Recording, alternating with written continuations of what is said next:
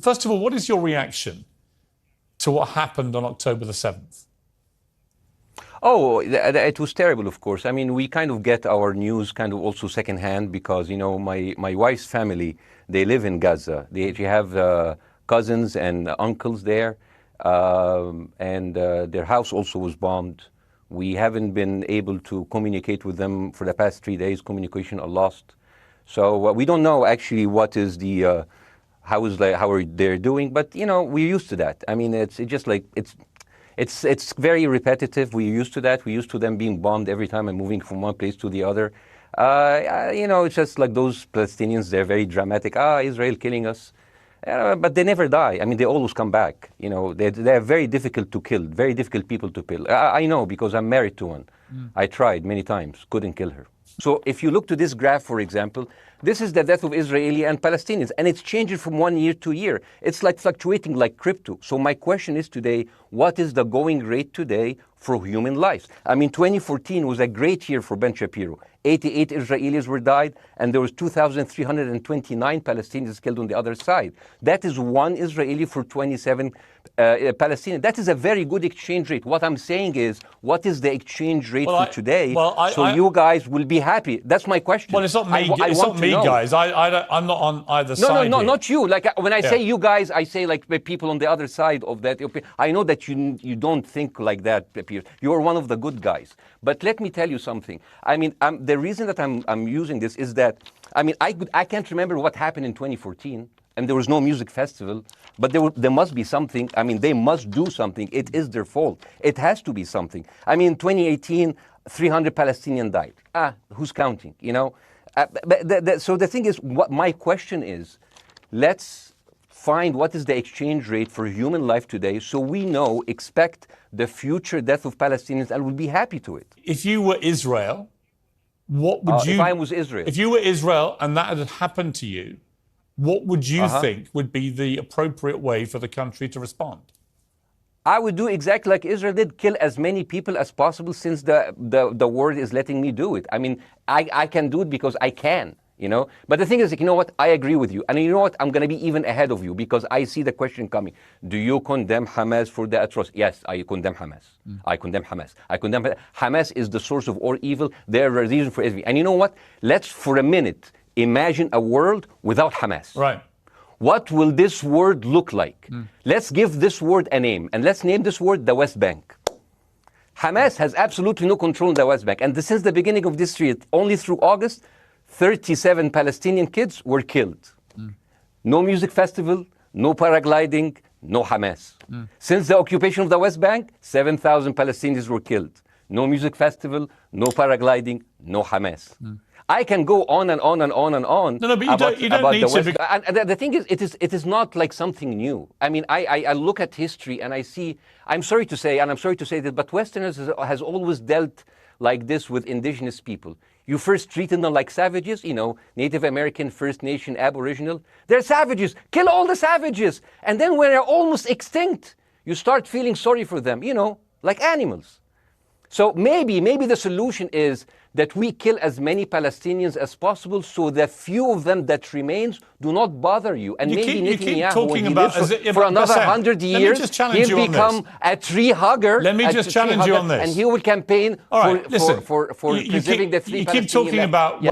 I want to understand, what is the logic of Israel carpet bombing Gaza? I mean, if there's a logic, if this will make Israel safe, I want to hear the logic.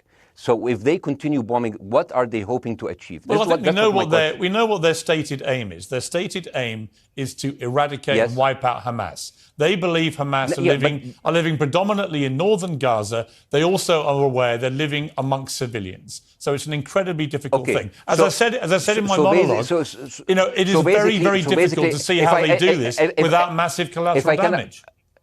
So if I can understand this correctly, basically Israel is doing this to pressure the Palestinian community in Gaza to turn against Hamas. Is that right? I'm sure that's part of it, yes. That's part of it. So this is exactly what terrorist organizations do, because terrorist organizations will have no chance beating a whole nation in battle. So they terrorize and they kill the civilians in order to spread fear and terror so they can turn against their government to change their policy or to resign. You have just compared Israel with ISIS. No, I haven't. I don't see any comparison between It's going to be the headlines tomorrow. Piers Morgan, Israel is ISIS. Only amongst people. You know what? I'm going to do something that nobody done on your television. You know what I'm going to do on your episode? I'm going to pretend that I'm an Israeli citizen. I'm going to put myself in the place of an Israeli settler in the kibbutz. And I want to speak to my Prime Minister, Benjamin Netanyahu. Mr. Benjamin Netanyahu, I have voted for you because you have promised us peace and prosperity and security.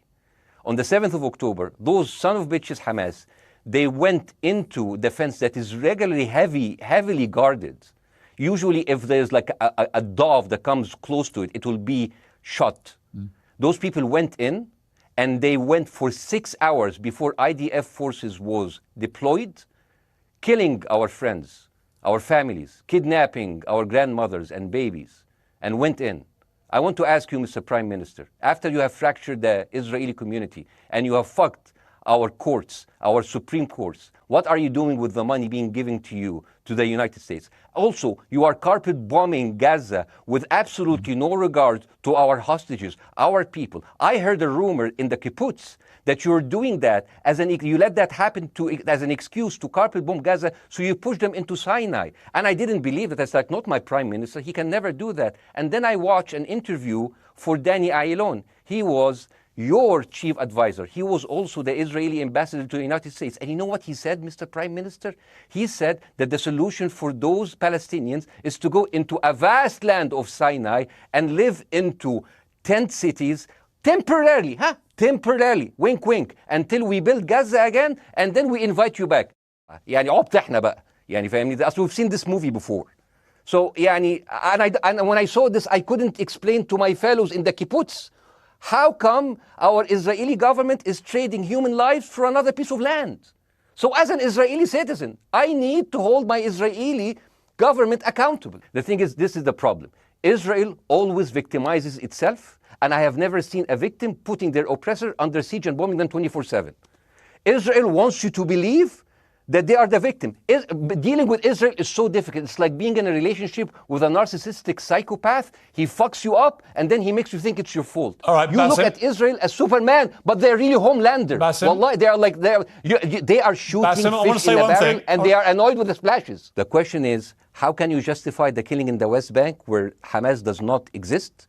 And if the disproportionate response during over all of these years have actually worked, what will be new this time that did not happen before? I just want to.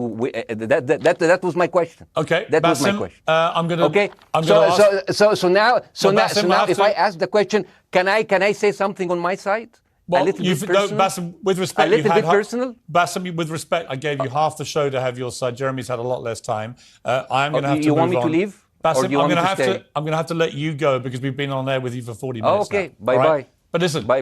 I would like to talk to you again, Bye-bye. and thank you for joining the program. I appreciate it. Oh, by the way, my wife's family is all right, and they sent us a house. It's bombed. It's beautiful. It's going to be a good like Halloween theme. So well, I'm very sorry for what your family are going through in Gaza, and I mean that very sincerely. By the way, I don't know. I don't know I don't know him. By the way, I haven't actually met them. They didn't even come to my wedding. They couldn't because they are stuck in Gaza. Okay. And she never saw them because Gaza is not a destination. Bاسm, as I say, we hear their voices and it's they die. It's fine. It's fine. Bاسm, I wish your family all the very best. Thank you for joining me. I appreciate it. I don't. Thank you.